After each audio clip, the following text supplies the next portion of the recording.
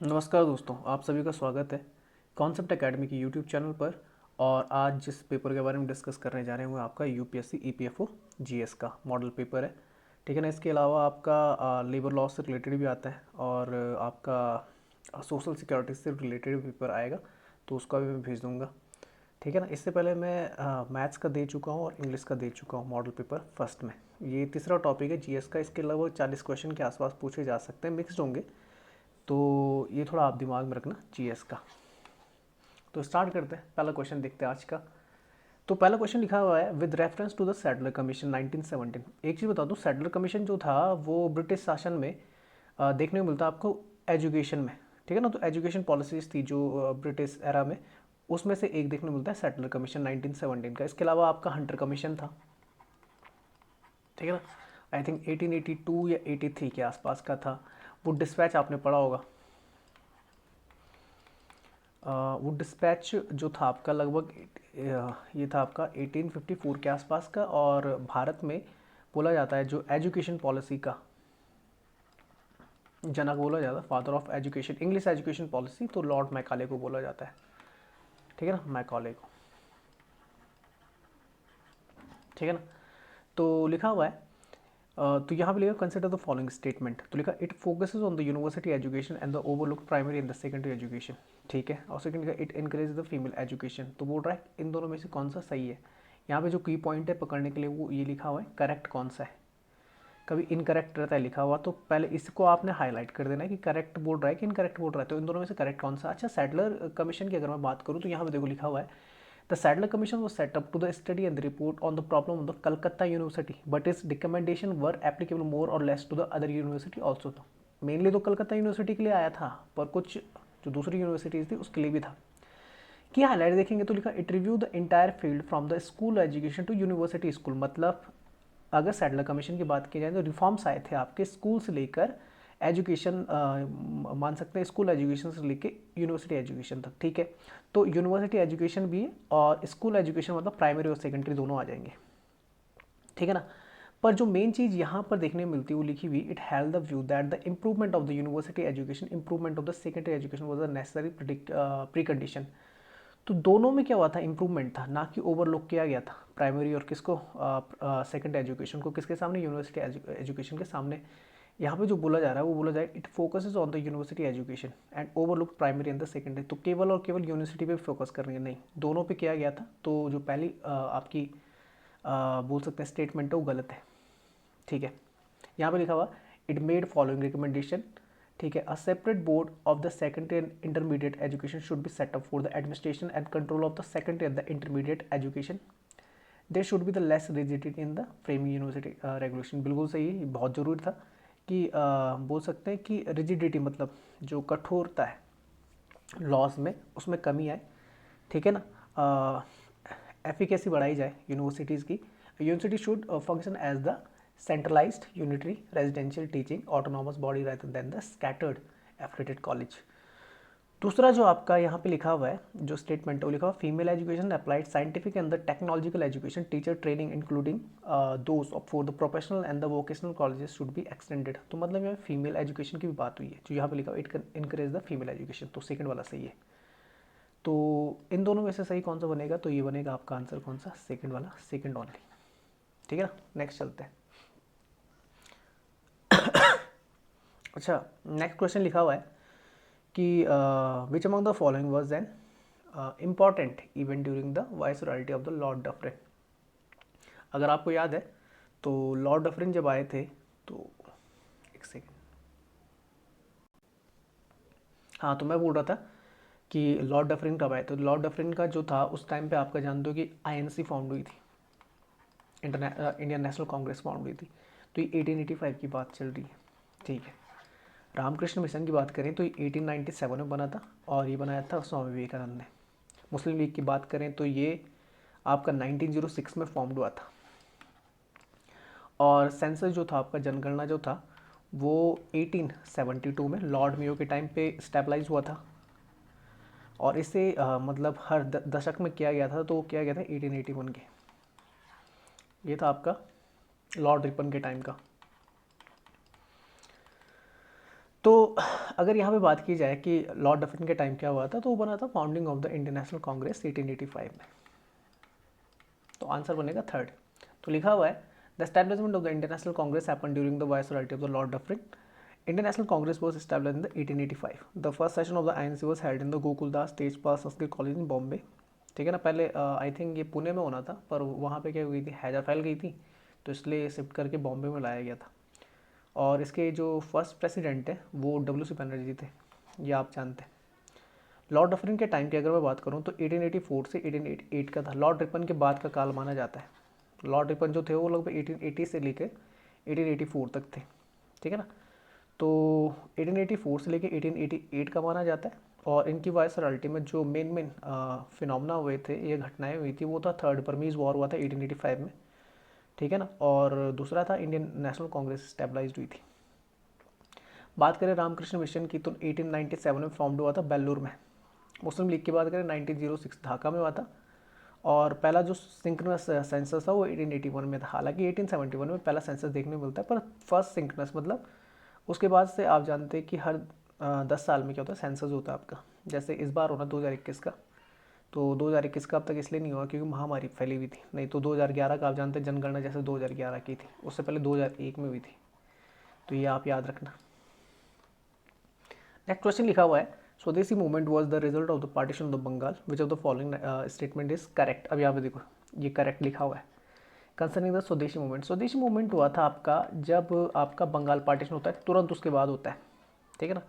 और स्वदेशी मूवमेंट से रिलेटेड जैसे मैं एक बात बताऊँ तो कि इसके इसी टाइम पे आपका जो मॉडरेट्स होते हैं उनके सामने एक्सट्रीमिस्ट आ जाते हैं। एक्सट्रीमिस्ट चाहते थे कि जो आपका स्वदेशी मूवमेंट है वो पूरे ऑल ओवर इंडिया में चलाया जाए, जबकि मॉडरेट्स का ये मानना था, जो नरम दल के नेता थे उनका ये मानना था कि इसे बंगाल तक ही सीमित रहने दिया जाए। दूसरी बात थी कि एक्सट्रीमिस्ट ये भी चाहते थे जब 1907 का आपका सूरत सेशन जिसमें स्प्लिट होता है, दोनों अलग अलग होते हैं। सूरत सेशन जो 1907 का था, सूरत सेशन आपने पढ़ा होगा, जब दोनों अलग हो जाते हैं मॉडरेट और एक्सट्रीमिस्ट। रास बिहारी घोष जब आपके क्या बनते हैं, प्रिसाइड करते हैं, उसे प्रेसिडेंट रहते हैं तब।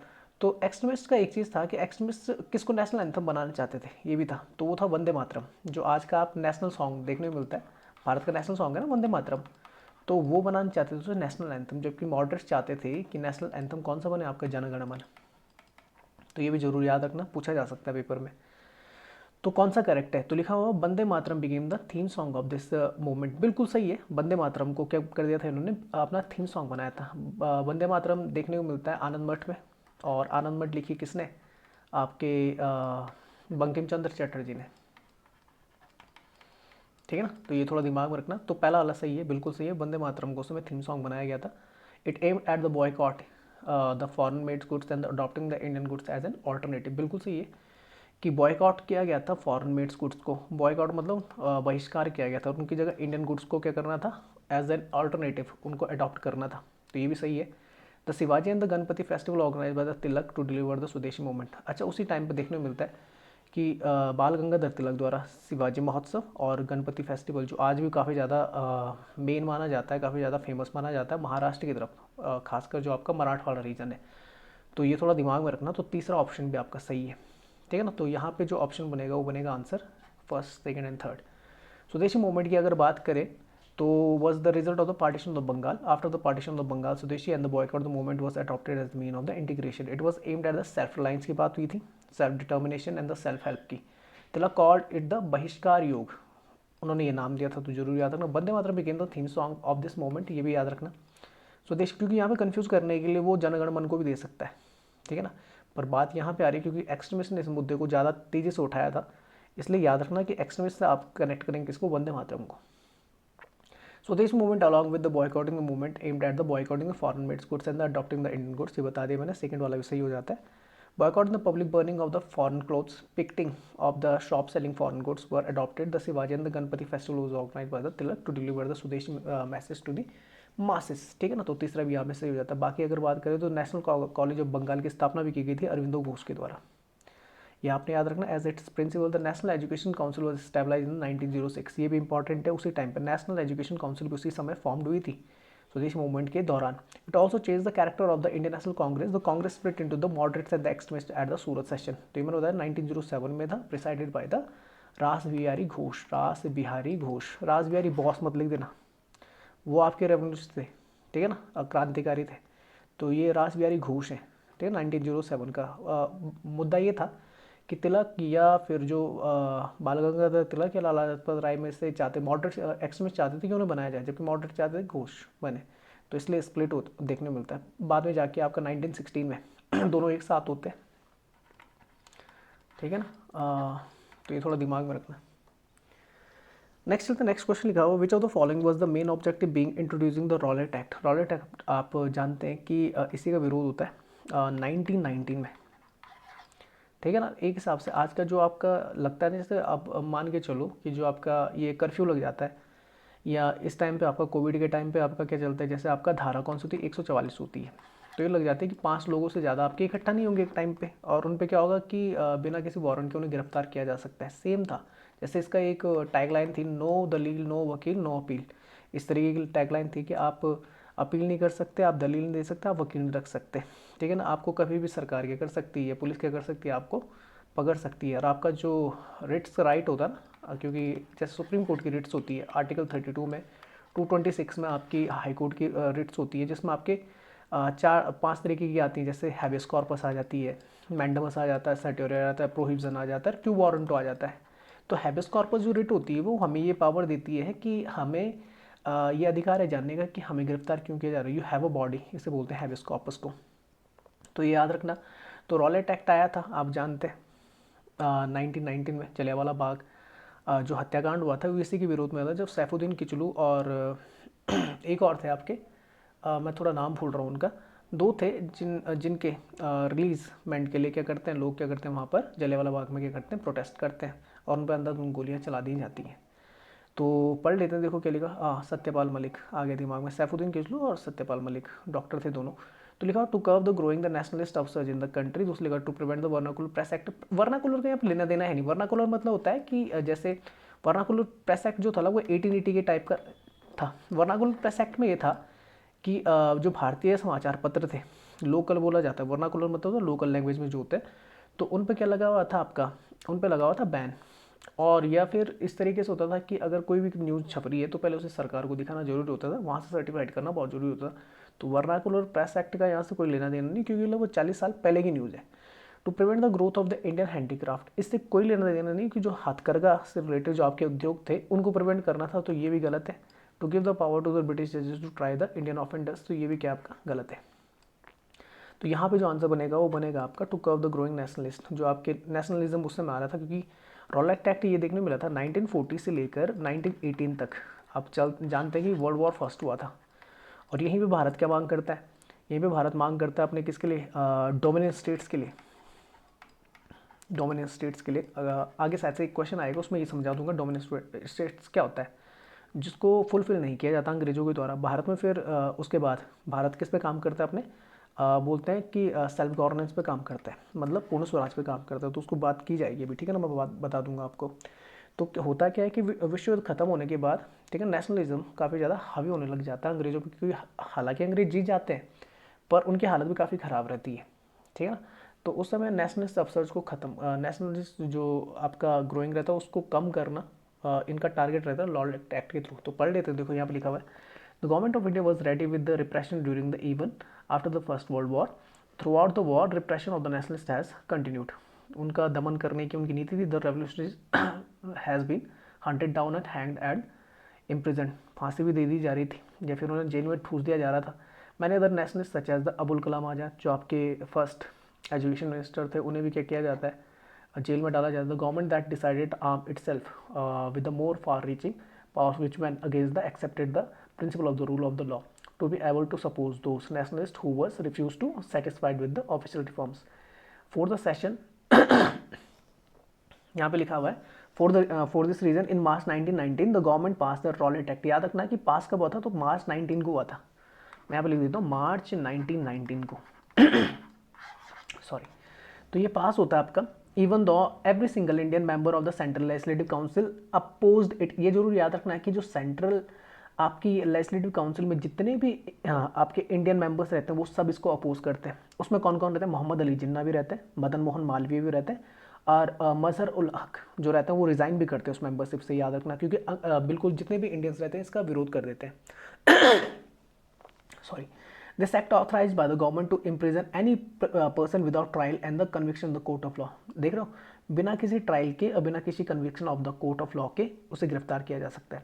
That too does also enable the government to suspend the right of the habeas corpus. देख रहे हो, हैबियस कॉर्पस में ही होता है कि जैसे मैं आपको बता देता हूँ, हैबियस बंदी प्रत्यक्षीकरण बोला जाता है हिंदी में। इसमें होता है क्या है कि अगर पुलिस किसी को गिरफ्तार करती है तो 24 घंटे के अंदर उसे कोर्ट में प्रस्तुत किया जाएगा, और कोर्ट में जो आपका कौन है, जो भी ऑफेंडर है, या वो क्या कर सकता है, अपना वहाँ पे बचाव कर सकता है।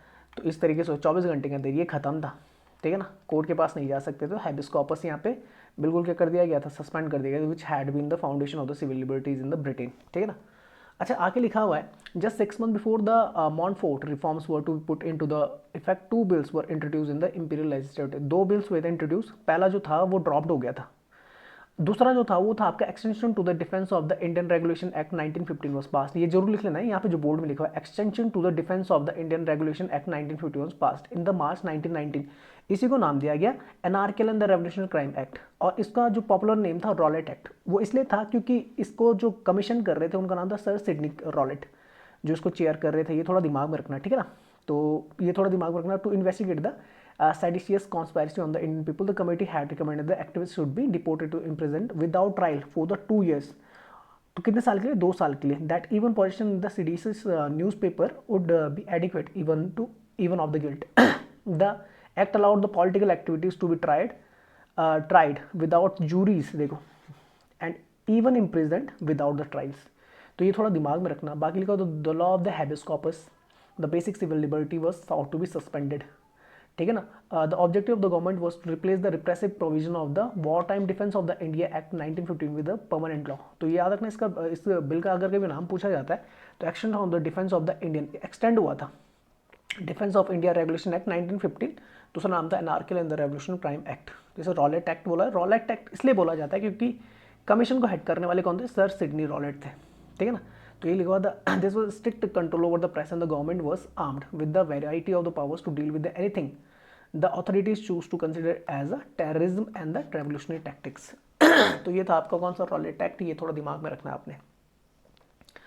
अच्छा, नेक्स्ट क्वेश्चन आता है आपका, which of the following statement is are incorrect, ठीक है ना। थोड़ा सा मेरा गला ख़राब है, इसके कारण से मैं पिछले 10-15 दिन से वीडियो नहीं बना पाया, काफ़ी थोड़ा तबीयत ख़राब रही मेरी, तो गला भी अभी भी ख़राब है, तो थोड़ा मैनेज करना, ठीक है ना। हो सकता है कि आने वाले दिनों में सही हो जाए, तो मैं वीडियो बनाता रहूँगा फ़िलहाल के लिए।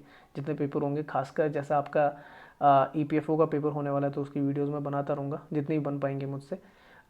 SSC HSL का पेपर होना था, वो पोस्टपोन हो रखा है, आधे हो चुके हैं, आधे नहीं हुए थे, कुछ कुछ चैप्टर रह गए हैं, तो उसके पेपर में बनाता रहूँगा। और एक आपका जो RRB से रिलेटेड होगा, रेलवे रिक्रूटमेंट बोर्ड का, जैसे NTPC का CBT 2 हो जाएगा, और जो आपका ग्रुप D का है उसके पेपर करते रहेंगे, ठीक है ना।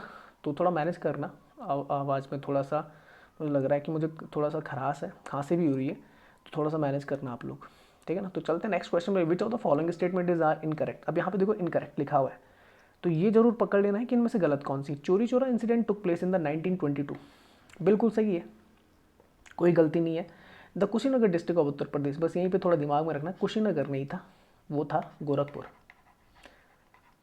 गोरखपुर, ठीक है ना। योगी आदित्यनाथ की ये लोकसभा कॉन्स्टिट्यूंसी हुआ करती थी पहले, ठीक है ना, तो ये आपने याद रखना है। Because of the Chauri Chaura incident Mahatma Gandhi halted the non cooperation movement, बिल्कुल सही है। चोरी चोरा इंसिडेंट के बाद महात्मा गांधी ने नॉन कॉपरेशन जो मूवमेंट था उसको क्या कर दिया था, खत्म कर दिया था, ये बिल्कुल सही है। ऊपर सिर्फ एक ही गलती है, कुशीनगर की जगह गोरखपुर होना, तो ये पहला वाला गलत है, सेकेंड वाला सही है। Kakor incident took place in the 1925, बिल्कुल सही, काकोर इंसिडेंट हुआ था, और a place currently that comes under the Kanpur district of Uttar Pradesh. Kakori जो आता है कानपुर में नहीं आता, यह आता लखनऊ में, तो यहाँ पे तीसरा गलत है, तो फर्स्ट एंड थर्ड गलत हो जाता, आंसर बनेगा ये वाला, ठीक है ना।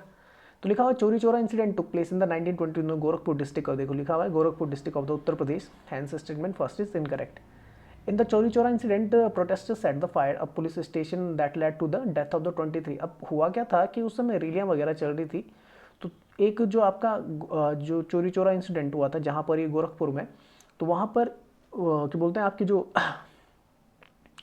पुलिस स्टेशन था उसे जला दिया गया था, जिसमें 23 लोग, जो 23 पुलिस वाले थे वो मर गए थे, 23, और साथ ही साथ 3 सिविलियन भी मरे थे। तो ये याद रखना, मतलब 26 मौतें हुई थी, जिसके बाद नॉन कोऑपरेशन मूवमेंट को क्या कर देते हैं, महात्मा गांधी क्या कर देते हैं, रोक देते हैं, क्योंकि उनका काम था कि वायलेंस नहीं होना चाहिए, नॉन वायलेंस होना चाहिए। नॉन कोऑपरेशन का एक मतलब ये भी था कि नॉन वायलेंस होना चाहिए, ठीक है ना। तो इसी बिहाफ में वो क्या कर देते हैं, उसे रोक देते हैं। ये याद रखना, जो आपका नॉन कोऑपरेशन मूवमेंट था 1920 में स्टार्ट हुआ था और 1922 तक चला था। कारण क्या था उसके रुकने का, चोरी चोरा इंसिडेंट था। अच्छा, Mahatma Gandhi halted the non cooperation movement on the 12th of February 1922। ये डेट याद रखना, 12 फरवरी 1982 को इस घटना के बाद वो क्या कर देते हैं, रोक देते हैं। काकोरी इंसिडेंट की बात करें 1925, बहुत इंपॉर्टेंट है। Kakori comes under the Lucknow district. ये आपने याद रखना, कहाँ है, लखनऊ डिस्ट्रिक्ट में, ना कि कानपुर। काकोरी कॉन्स्पायरेसी जो है ट्रेन रॉबरी थी। अगर आप पिक्चर देखना, एक the legend of Bhagat Singh, the legend of Bhagat Singh, ये आपकी अजय देवगन की मूवी है, तो उसमें पूरा दिखेगा आपको। अशफाक उल्ला खां, राम प्रसाद बिस्मिल, इन्होंने बनाया था। तो ये ट्रेन रॉबरी की प्लान करते हैं हिंदुस्तान रिपब्लिक एसोसिएशन, जो आपका HRA, कई बार पूछा जाता है हिंदुस्तान रिपब्लिक एसोसिएशन कब फॉर्म हुआ था, 1924 में हुआ, और बाद में जाके इसी का नाम HSRA बनता है, हिंदुस्तान सोशलिस्ट रिपब्लिक एसोसिएशन, 1928 में, जिसको बनाने में अहम किरदार रहता है चंद्रशेखर आज़ाद का, भगत सिंह का। तो ये थोड़ा दिमाग में रखना। तो HRA की बात कर रहा है तो लिखा हुआ है Hindustan republic association, the 10 HRA member involve in the Kakori conspiracy, Ram Prasad Bismil हो गया, राजेंद्र लहरी हो गया, अशफाक उल्ला खां हो गए, केशव चक्रवर्ती हो गए, चंद्रशेखर आज़ाद हो गए, सत्येंद्र बख्शी हो गए, मनमंथन गुप्ता हो गए, मुरारी लाल हो गए, बनवारी लाल हो गए, मुकुंद लाल हो गए। तो ये इनके नाम लिख लेना। पर अगर किसी एक फाउंडर का नाम पूछा जाता है HRA के, तो उनका नाम है सचिंद्रनाथ सान्याल। ये नाम जरूर याद रख लेना। HRA was the revolution organization in the India. HRA was established in the 1924। बाद में जाके नेम चेंज हो गया HSRA। एस का मतलब है सोशलिस्ट था, Hindustan socialist Republic of India, ठीक है ना।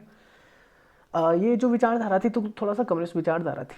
आप देखेंगे भगत सिंह के भगत सिंह से रिलेटेड कभी आप स्टोरी पढ़े तो कॉमरेड्स एक दूसरे को बोलते थे। कम्युनिस्ट विचारधारा थी, कम्युनिस्ट विचारधारा थी, वो लिबरलाइजेशन में ज़्यादा वर्क करती थी, उस पर ज़्यादा फेथ करती थी, ठीक है ना, साम्यवाद पर। चलो नेक्स्ट चलते हैं। नेक्स्ट क्या लिखा हुआ है नेक्स्ट लिखा हुआ है consider the following statement concerning the civil disobedient movement and mark the correct statement. Civil disobedient movement आपका बिल्कुल सॉल्ट जो सत्याग्रह होता है, ठीक है ना, नमक सत्याग्रह होता है, उसके तुरंत बाद हुआ था, ठीक है ना। तो उसके बारे में डिस्कस करेंगे। हमें करेक्ट लिखा हुआ है, करेक्ट कौन सा है। तो Gandhi ji led a march from the Sabarmati to the coastal town of the Dandi to defy the British policy breaking the salt from the sea water. बिल्कुल सही है। सॉल्ट सत्याग्रह के बाद, सॉल्ट मूवमेंट के तुरंत बाद सिविल डिसोबीडिएंट मूवमेंट स्टार्ट हो जाता है, ठीक है ना।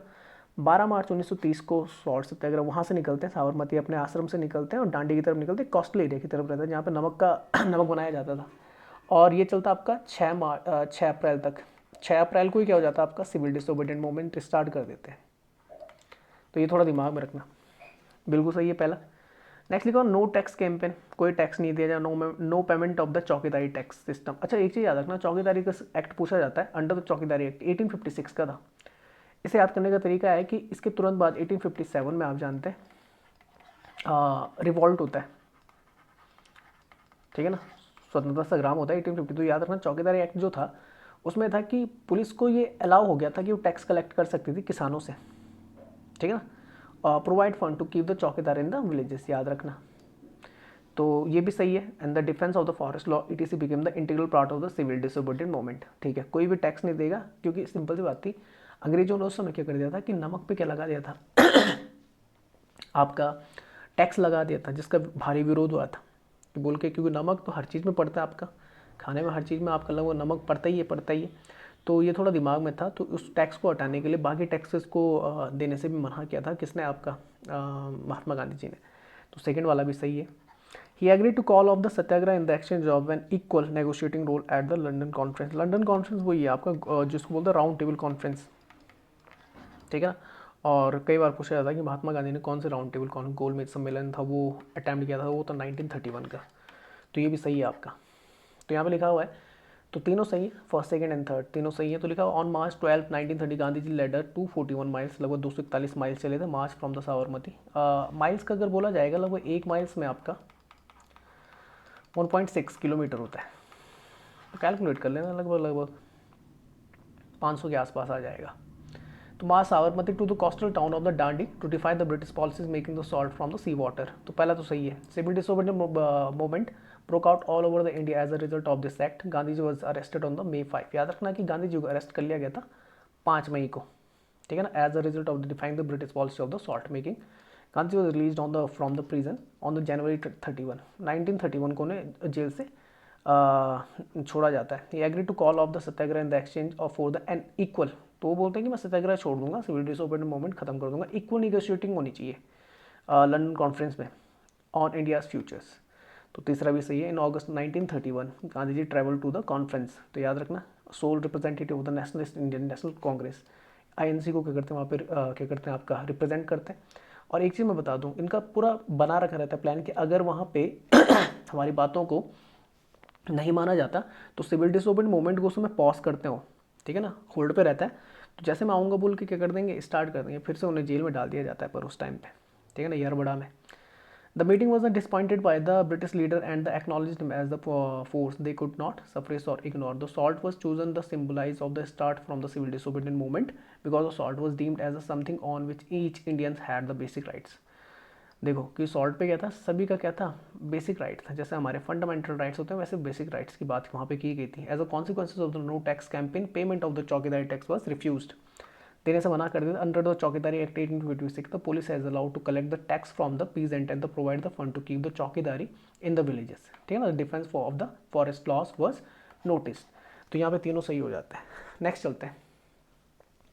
अच्छा, नेक्स्ट क्वेश्चन लिखा हुआ है कि arrange the following event in the chronological order, select the correct answer. Chronology पहले क्या हुआ था. तो अगर पूना पैक्ट की बात करें तो पूना पैक्ट गांधी जी और डॉक्टर भीमराव अम्बेडकर के बीच में होता है. हालांकि गांधी जी यरबड़ा जेल में रहते तो उनकी तरफ से आपके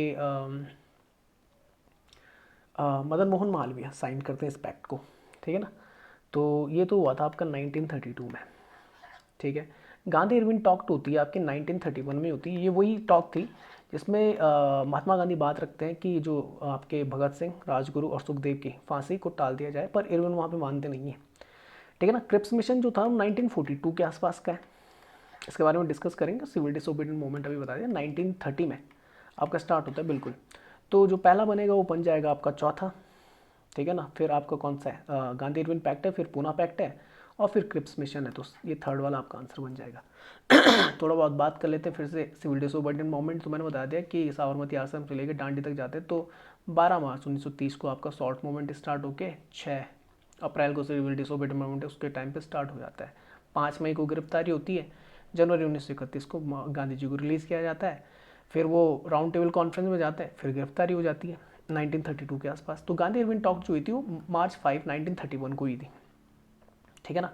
तो Gandhi ji and the all member of the Congress working committee, CWC बोला जाता है, were freed from the jail unconditionally.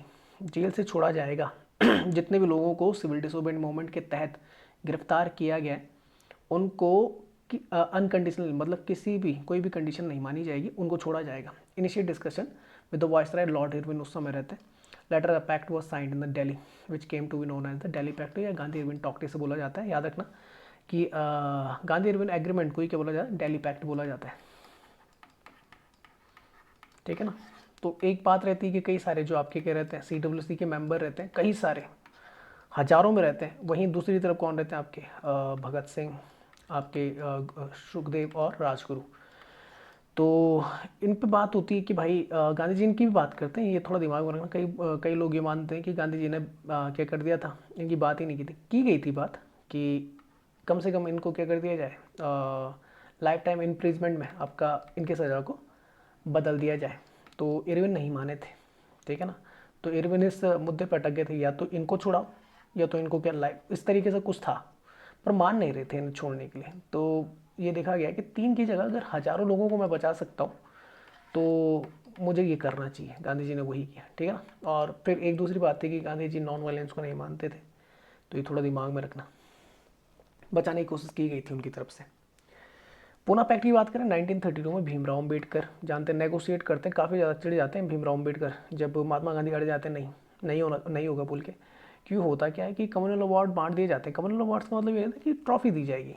Ramsay McDonald के टाइम पे बहुत सियाना आदमी था उस समय, वो ब्रिटेन का क्या था आपका प्राइम मिनिस्टर था. जैसे आप जानते हैं 1909 के आसपास जब आपका क्या था पार्लियामेंट्री रिफॉर्म्स थे, तो उस टाइम पे क्या होता है कि सेपरेट इलेक्टोरेट दे दिया जाता है किनको, मुस्लिम्स को.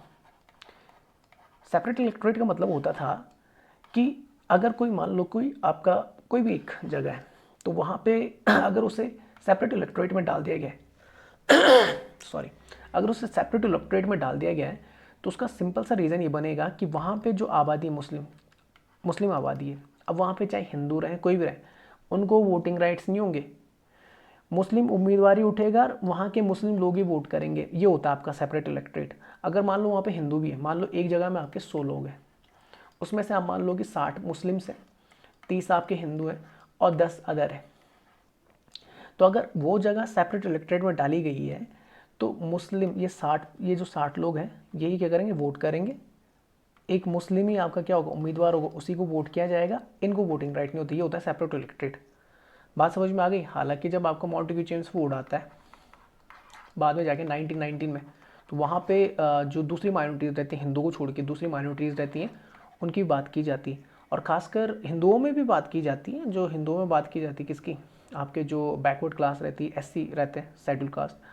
तो भीमराव अम्बेडकर जब जाते हैं, भीमराव अम्बेडकर वो व्यक्ति थे जिन्होंने गोल में जो आपका राउंड टेबल कॉन्फ्रेंस थी ना, तीनों क्या की थी आपका, तीनों को ज्वाइन किया था, 1930, 1931 और 1932 की। ठीक है ना। तो ये थोड़ा दिमाग में रखना। होता क्या है कि जैसे गांधी जी सुनते हैं तो येरवड़ा जेल में रहते हैं, महाराष्ट्र में हो, तो वो साहब बोल देते हैं, वो आ जाते हैं कि इसमें प्रोटेस्ट कर देते हैं। भीमराव अम्बेडकर काफ़ी गुस्सा हो जाते हैं उन्हें, वो बिल्कुल नहीं चाहते थे कि बोल के अब जो क्या हिंदुओं को भी बांटा जाए बोल के। तो गांधी इरविन पैक्ट सॉरी जो पूना पैक्ट साइन होता है वो इस कंडीशन पे साइन होता है कि जो आपके कौन थे शेड्यूल कास्ट थे उन्हें रिजर्वेशन दिया जाएगा और हर 10 साल में इसका रिव्यू किया जाएगा। ये होता है, आज भी होता है। 2020 में आपने सुना होगा, 2020 में रिव्यू किया गया। तो हर 10 साल में रिव्यू करना है रिजर्वेशन को कि कब तक दिया जाएगा, और इसे एक्सटेंड कर दिया गया है फिर 2030 के लिए। ठीक है ना। तो ये थोड़ा दिमाग में रखना। तो 1932 में भीमराव अम्बेडकर पूना पैक्ट महात्मा गांधी के साथ साइन होता है। साइन करने के लिए कौन कौन रहते हैं, मदन मोहन मालवीय करते हैं, क्योंकि महात्मा गांधी तो जेल में रहते हैं। The background to the Poona pact was communal award of the August 1932। Communal awards वही थे कि सेपरेट इलेक्टेड दे दिया जाए बाकियों को भी, separate elected for the depress class. Depress मतलब जिसे आज हम शेड्यूल कास्ट बोलते हैं। क्रिप्स मिशन की बात करें तो Cripps mission was send by the British government to India in the March 1942। ठीक है ना। तो आप जान रहे हैं 1939 से आपका 1945 तक आपका चलता है क्या, सेकेंड वर्ल्ड वॉर। ठीक है ना। तो भारत यहाँ पर क्या हो जाता है कि फर्स्ट वर्ल्ड वॉर के टाइम पे जहाँ पे बात होती है किसकी, आपके डोमिनेंट स्टेट की बात होती है, यहाँ पे फुल गवर्नेंस की बात होती है। ठीक है ना। सेल्फ गवर्नेंस की बात होती है, स्वराज की बात होती है। To get the Indian cooperation for the British war efforts, second world war. तो यहाँ पे सुभाष चंद्र बोस, इसीलिए सुभाष चंद्र बोस बिल्कुल नहीं चाहते थे कि जो इंडियंस हैं वो अपनी आर्मी भेजें कहाँ, वर्ल्ड वॉर 2 में, जबकि महात्मा गांधी यहाँ पर बोलते हैं कि नहीं, हमें सपोर्ट करना चाहिए। डिफरेंसेस की यही कारण था। ठीक है ना। It was headed by the sir Richard Stafford Cripps, labour minister in the Winston Churchill. उस टाइम पे वेस्टर्न चर्चिल थे। वेस्टर्न चर्चिल तो बिल्कुल धर्म विरोधी था महात्मा गांधी का। ठीक है ना। तो लेबर मिनिस्टर जो रहते हैं, लेबर मिनिस्टर मतलब लेबर गवर्नमेंट रहती है उसमें, लेबर पार्टी गवर्नमेंट रहती है वेस्टर्न चर्चिल की। तो ये थोड़ा दिमाग में रखना। रिचर्ड स्टैफर्ड क्रिप्स जो रहते हैं लेबर मिनिस्टर रहते हैं, तो वो गवर्नमेंट की बात करना आते हैं ब्रिटेन की, खासकर की भारत मदद करे किसकी, आपके भारत मदद कंटिन्यू रखे किसकी, अंग्रेज़ों की सेना में भर्ती के लिए। तो 1942 में ये आपने याद रखना, इंडियन कॉपरेशन के लिए आया था क्रिप्स मिशन। अच्छा नेक्स्ट क्वेश्चन लिखा हुआ है, ठीक है। नेक्स्ट क्वेश्चन लिखा, विच of the following exercise the most profound influence in the framing the Indian constitution. अगर बात की जाएगी कि हमारा जो इंडियन कॉन्स्टिट्यूशन भारतीय संविधान है उसमें सबसे ज़्यादा आपको इन्फ्लुएंस किसका देखने को, क्या वो ब्रिटिश कॉन्स्टिट्यूशन है कि यूएस कॉन्स्टिट्यूशन है कि आयरिश कॉन्स्टिट्यूशन, सबका देखने मिलता है। पर सबसे ज़्यादा अगर मैं बोलूँ लगभग 1935 से याद रखना कि 35% जो इन्फ्लुएंस है वो किसका है, the government of India Act 1935 का है। ये वही है जिसके थ्रू हमारी जो लिस्ट है जैसे स्टेट लिस्ट हो गई, कॉन्करेंट लिस्ट हो गई और सेंट्रल लिस्ट हो गई, ये हमने यहीं से टेपी है। ठीक है ना। ब्रिटिश कॉन्स्टिट्यूशन से हमने काफ़ी चीज़ें, रूल ऑफ लॉ उठाया है। ठीक है ना। यूएस कॉन्स्टिट्यूशन से भी हमने काफ़ी चीज़ें उठाई है, जुडिशरी रिव्यू उठाया है, आयरिश कॉन्स्टिट्यूशन से भी उठाया हमने। तो इसका जो आंसर बनेगा, सबसे ज़्यादा चीज़ें जो हमने ली हैं गवर्नमेंट ऑफ इंडिया एक्ट 1935 से ली हैं। देखो लिखा हुआ है, Government of India Act 1935 had the most profound influence on the constitution provisions. क्या क्या था भाई, that gave the more autonomy to the provinces. Autonomy दी गई, स्वतंत्र रखा गया, किनको स्वतंत्रता दी गई, पावर ज़्यादा दी गई प्रोविंसेस को। प्रोविंसेस मतलब जो थे states. Diarchy was abolished at the provincial level. अब याद रखना डीआर की इंट्रोड्यूस एबलिस्ट हो गई थी इंट्रोड्यूस होती 1919 में। डीआर की दोनों तरफ थी, सेंटर लेवल पे भी थी और प्रोविंशियल लेवल पे भी थी, स्टेट लेवल्स पे भी थी। डीआर की मतलब होता है क्या है, कंफ्यूज मत होना। डोमिनियन स्टेट्स होता है, डोमिनियन स्टेट्स, जो मैं बता दूँ, डोमिनियन स्टेट्स का मतलब ये होता है कि शासन तो भारतीय करेंगे, पर जो झंडा होगा वो किसका होगा, ब्रिटेन का होगा। किसके नाम पे शासन होगा, ब्रिटेन की महारानी के नाम पे होगा या ब्रिटेन के राजा के नाम पे होगा। डोमिनियन स्टेट्स जो बोलता है, सेल्फ गवर्नमेंट होता है, जैसे आप आज आपको देखने को मिलता है कि हमारे पास अपना झंडा है, अपना संविधान है, इस तरीके से। डीआरकी को कई लोग कंफ्यूज कर देते हैं, ये सेंटर, जैसे आज भी डीआरकी ये तो होता है कि सेंटर लेवल पर आपकी कौन सी लोकसभा राज्यसभा आ जाती है और पावर डिस्ट्रीब्यूशन हो जाता है। स्टेट लेवल पे अब आपकी हो जाती है, जैसे लेजिस्लेटिव काउंसिल है, लेजिस्लेटिव असेंबली, इस तरीके से। पर उसमें डीआरकी का जो मतलब निकलता था वो निकलता था कि एक होते थे आपके रिजर्व सब्जेक्ट और एक होते थे आपके ट्रांसफर सब्जेक्ट। तो ये दोनों बांट दिए जाते थे। रिजर्व सब्जेक्ट जो होते थे वो पावरफुल सब्जेक्ट होते थे, जैसे आपकी फोर्सेज हो गई, पुलिस फोर्सेज हो गई, आपका रेवेन्यू हो गया। तो ये जो गवर्नमेंट थी वो अपने पास रखती थी। और ट्रांसफर सब्जेक्ट्स को, गवर्नमेंट मतलब जो ब्रिटिश गवर्नमेंट थी, ट्रांसफर सब्जेक्ट में होते थे एजुकेशन वगैरह हो गया, म्यूनसिपैलिटी हो गया, एग्रीकल्चर हो गया।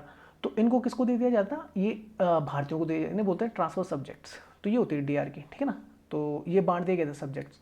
तो ज़्यादातर जो पावरफुल जो पोस्ट होती थी वो अंग्रेज अपने पास रखते थे, और जो कॉमन होती थी वो किनको दे दिया जाता था, भारतीयों को दे दिया। तो डीआर की प्रोविंशियल लेवल पे आपकी क्या होती है, एबोलिस्ट होती है, ना कि state level, sorry centre level पे। तो ये इंपॉर्टेंट पॉइंट है, याद रखना। The governor was head of the executive, बिल्कुल सही है। There was a council of the minister advice him, बिल्कुल सही, जो आज भी होता है आर्टिकल 74A। ये तो बोलता है कि जो काउंसिल ऑफ मिनिस्टर होगी एडवाइस करेगी किसको, प्रेसिडेंट को। गवर्नर का जगह किसने ली, प्रेसिडेंट ने तो ली। The minister were responsible for the provisional legislature who control them, the legislature could also remove the ministers, ठीक है। However the governor still retain the special reserve power. The British authorities could still suspend provincial government, ठीक है।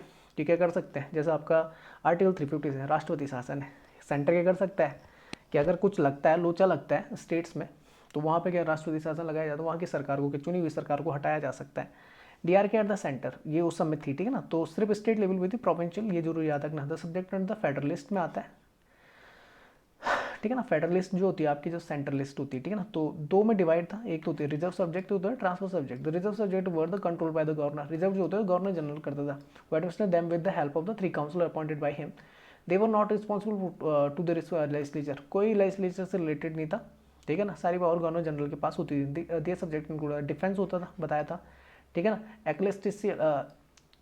एक्लेसियस्टिकल affairs होता था, church से related होता था, जिसे धर्म से संबंधित मानते। एक्सटर्नल अफेयर्स होता था, ठीक है ना। Press, police, taxation, justice, power, resources and the tribal affairs. Transfer subject की बात करें, जो ट्रांसफर ये कहते तो कॉमन होते थे, तो उसमें गवर्नर जनरल होता था, उसके बाद काउंसिल ऑफ मिनिस्टर्स होती थी, not more then 10। The council had the act in the confidence with the legislative subject of the legislative. Local government होती थी, फॉरेस्ट होता था, एजुकेशन, हेल्थ, ये चीज़ें आ जाती थी। बाई कैमरल लेजिस्लेचर होता था, आज भी यही चलता है। सेंट्रल लेवल पे जैसे मैंने बताया लोकसभा राज्यसभा होती है, और स्टेट लेवल पे आपकी लेजिस्लेटिव काउंसिल होती है, 6 जगह है अभी, और लेजिस्लेटिव असेंबली तो कॉमन होती है आपकी, ठीक है ना। विधानसभा, विधान परिषद, तो बाई कैमरल इन्हें बोला जाता है। जैसे महाराष्ट्र है, लेजिस्लेटिव काउंसिल कहाँ का है, महाराष्ट्र में, कर्नाटका में है, तेलंगाना, आंध्र प्रदेश, ठीक है ना, उत्तर प्रदेश और बिहार, इन जगह है। तो यहाँ पे बाई कैमरल सिस्टम है आपका। बाकी जगह जैसे उत्तराखंड मान ली, तो वहाँ पे यूनिकैमरल है, एक सदनीय विधानसभा है, या एक सदनीय आपका क्या है, विधान मंडल है। The 2 houses were the federal assembly, lower house जिसे बोलते थे उसे फेडरल असेंबली बोलते थे। काउंसिल ऑफ स्टेट जो बोला जाता है, अपर हाउस को बोला जाता था। जैसे लोअर हाउस जैसा आपका लोकसभा और अपर हाउस जैसा आपका राज्यसभा होता है। The federal assembly has the terms of the 5 years, आज भी हुई है। Both houses had representative from the princely state also. Princely states होते थे जो आपके क्या होते थे, राजा महाराजा रजवाड़े होते थे, उनको बोला जाता है। Representative the princely state were to be nominated by the rulers and not elected, याद रखना। ये किसके द्वारा, जो वहाँ का शासक होता था उसके द्वारा रिप्रेजेंट होता था, इलेक्टेड नहीं होते थे। Representative of the British India were to be elected, some were to be nominated. ये पावर कहाँ से मिली, तो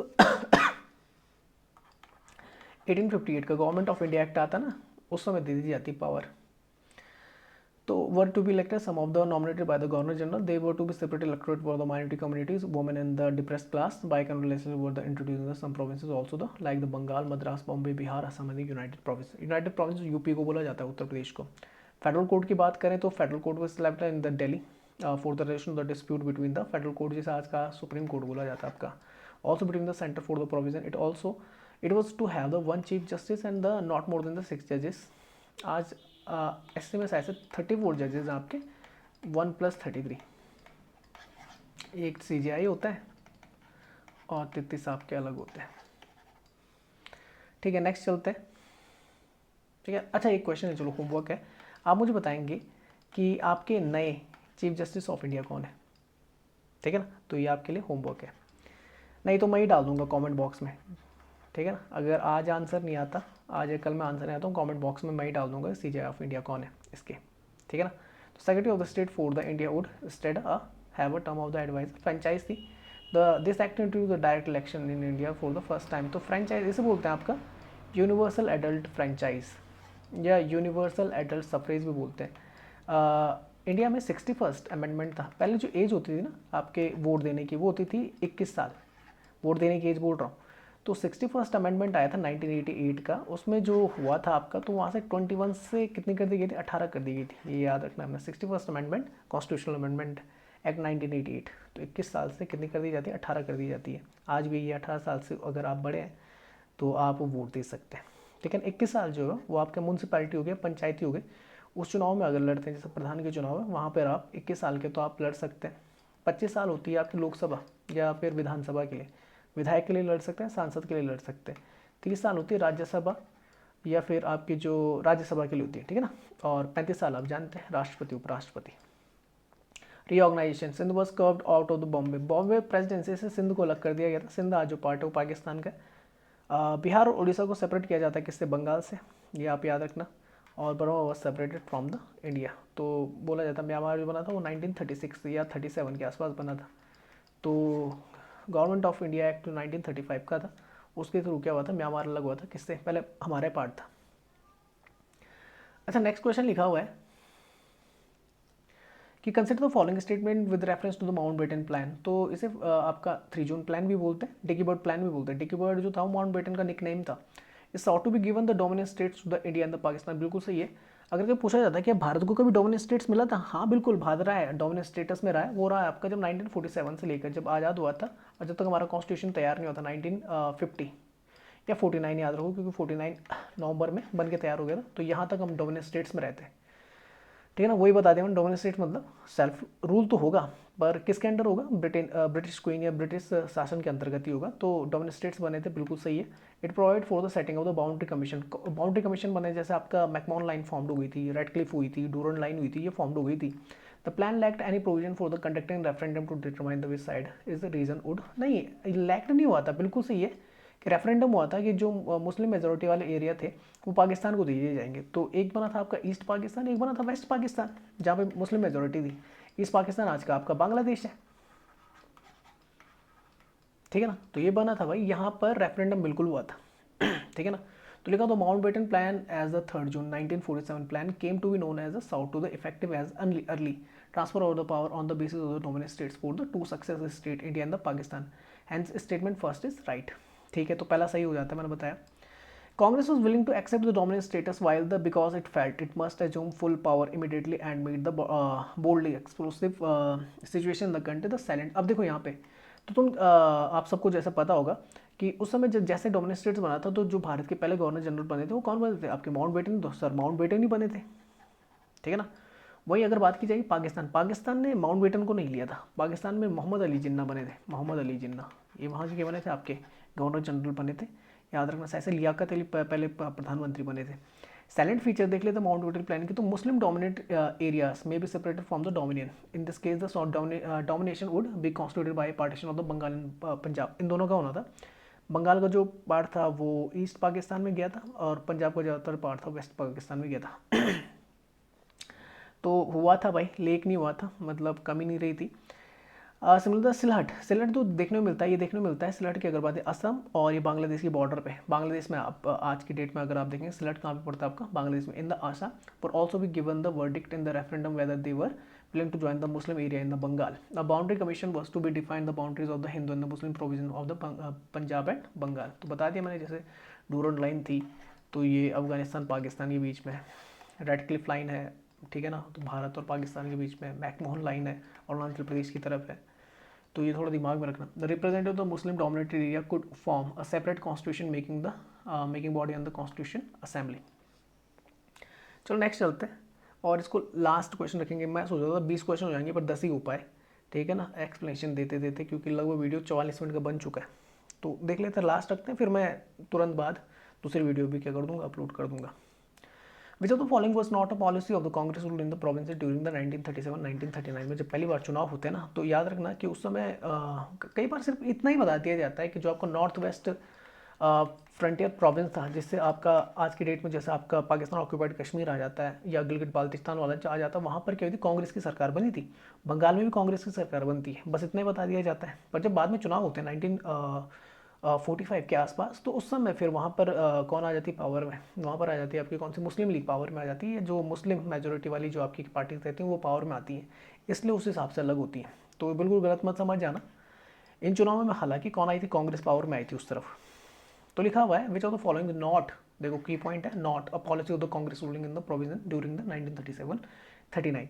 तो लिखा हुआ ease curb on the civil liberties, बिल्कुल बात की गई थी, सिविल लिबर्टीज की बात की गई थी, ठीक है ना, अधिकारों की बात की गई थी। Restriction on the press lifted, press पे जो रिस्ट्रिक्शन लगी थी उसको हटाने की बात हुई थी, बिल्कुल सही। Liberal policies to what trade union the liberal, साम्यवाद की नीति अपनाई गई थी ट्रेड यूनियन से रिलेटेड या मजदूरों से रिलेटेड, या याद रखना। तो ये गलत है, ठीक है ना। आपको लग रहा होगा कि बोल के जब सरकार बनी थी, नहीं, लिबरल पॉलिसीज नहीं अपनाई गई थी उस टाइम पे। तो यहाँ पर जो बनता है आंसर वो बनता है थर्ड। जैसे पढ़ लेते हैं, देखो Congress ministers was formed in the Bombay, देखो बॉम्बे में बनी थी, मद्रास सेंट्रल प्रोविंस जो आपका था मध्य प्रदेश वाला रीजन, उड़ीसा हो गया, यूनाइटेड प्रोविंस यूपी वाला रीजन हो गया, Bihar and later in the north west frontier province, जैसे आज का आपका क्या बोलते हैं, गिलगित बाल्टिस्तान वाला रीजन बोलते हैं, ठीक है ना, ये याद रखना। खान अब्दुल गफ्फार खां का नाम सुना होगा, खान अब्दुल गफ्फार खां का नाम सुना होगा, जिन्हें फ्रंटियर गांधी बोला जाता है, फ्रंटियर गांधी बोला जाता है, या रेड शर्ट भी बोला जाता है, लाल कुर्ती। ये एकमात्र ऐसे पाकिस्तानी जिन्हें भारत रत्न दिया गया है, ठीक है ना, भारत के पक्ष में थे, हमेशा ये चाहते कि पाकिस्तान बने ना और भारत ही रहे, एक ही देश हो। तो north west front province frontier जो आपका था प्रोविंस था, उसके लीडर माने जाते हैं खान अब्दुल गफ्फार खान। और असम का जो रीजन था उस समय बनती है भाई वहाँ पे सरकार कांग्रेस की, पर बाद में जाके नॉर्थ वेस्ट फ्रंट प्रोविंस रहता है असम में, वहाँ पे सॉरी मुस्लिम मेजॉरिटी वाली गवर्नमेंट आती है। Some of the works of the minister were easing curve on the civil liberty, पहला हो गया प्रेस गैगिंग वाज एबलिश्ड, ये हो जाता political prisoners and the revolution was released, उस टाइम पे जितने भी रहते हैं गिरफ्तार किया जाता है, उन्हें रिलीज किया जाता है। Some of the criticism was the Congress rule, अब सबसे बड़ा जो क्रिटिसाइज होती है वहाँ पे कांग्रेस गवर्नमेंट होती है, हाफ हार्टेड एग्रीरियन रिफॉर्म्स, जो वहाँ पे किसान से जो बोल सकते हैं कि खेती से संबंधित जो रिफॉर्म्स होते हैं उनमें बहुत अच्छा डिसीजन नहीं ले पाती है, रिप्रेसिव मेजोर लेती है। रिप्रेसिव मतलब होता है दमनकारी नीतियाँ अपनाती है, किसके लिए, ट्रेड यूनियंस और लेबर से रिलेटेड, ठीक है ना। तो ये इंपॉर्टेंट है आपका थर्ड वाला। तो फिलहाल यहीं तक रखते हैं, ठीक है ना, और इसके तुरंत बाद मैं वीडियो लेके आता हूँ, क्योंकि काफ़ी बड़ी हो गई, लगभग 50 मिनट के आसपास हो गई इन 10 क्वेश्चन को समझाने में। तो मैं ठीक तुरंत बाद अपलोड कर दूंगा इसके बाद वाली वीडियो, ठीक है ना। तब तक के लिए धन्यवाद आप सभी का। आप इस चैनल को लाइक ज़रूर करें, शेयर करें, चैनल को सब्सक्राइब करें और वीडियो को लाइक और शेयर ज़रूर करें। और वीडियो को पूरा देखें, ऐसा नहीं कि बढ़ी जा रही है, क्योंकि जितना ज़्यादा आप डीप जाएंगे ना किसी भी चीज़ को समझने में, एनालिसिस करेंगे, एनालिसिस बहुत बेहतर होता है बजाय फैक्ट रटने के। तो चीज़ों को अगर आप समझ के चलते हैं तो वो दिमाग में बहुत ज़्यादा टाइम के लिए बनी रहती है, ठीक है ना। तो वीडियो अगर देखते हैं, इसका PDF मैं तुरंत ही डाल दूँगा, ठीक है ना, तो आप इसको पढ़ भी सकते हैं। तो तब तक के लिए धन्यवाद आप सभी का।